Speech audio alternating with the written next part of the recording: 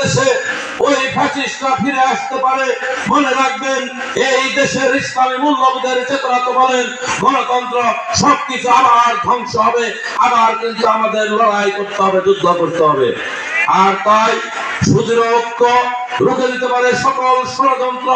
সেই ঐক্যের জন্য আগামী দিনে এই সরকারকে আমরা বলেছি, অবিলম্বে মানুষের যা আকাঙ্ক্ষা, এই দেশের মানুষ 15টি বছর অপেক্ষা করেছে একটি গণতান্ত্রিক নির্বাচনের জন্য।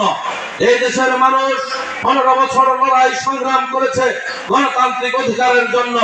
এই দেশের মানুষ ফ্যাসিস্ট হাসিনার বিরুদ্ধে লড়াই করেছে এই দেশটা তাদের প্রতিনিধির মাধ্যমে, নেতাদের ভোটের যে নির্বাচিত এমপি হবে, মন্ত্রী হবে, তাদের মাধ্যমে পরিচালিত করবার জন্য।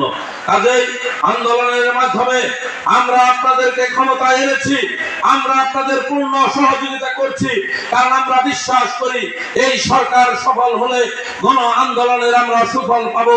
এই ইউনিট সরকার যদি ব্যর্থ হয়, তাহলে আমাদের গণ আন্দোলনের ব্যর্থতা হবে, আবার ফ্যাসিস্টরা সুযোগ পাবে।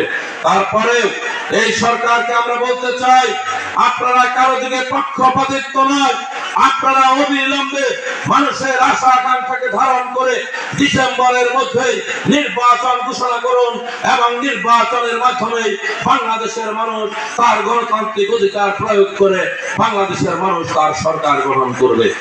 সেই নির্বাচনে এই যে লোকের পাড়ার আমার, এই যে ভাঙা বোনেরা, যারা মুরব্বীরা, হাজার হাজার মানুষ আমরা একত্রিত হয়েছে, আপনাদেরকে আহ্বান করে যেতে চাই, আগামী নির্বাচনে জাতীয়তাবাদী দল বিএনপির ঘাটাইলের দায়িত্ব আপনাদের সন্তান হিসেবে বেগম খালেদা জিয়া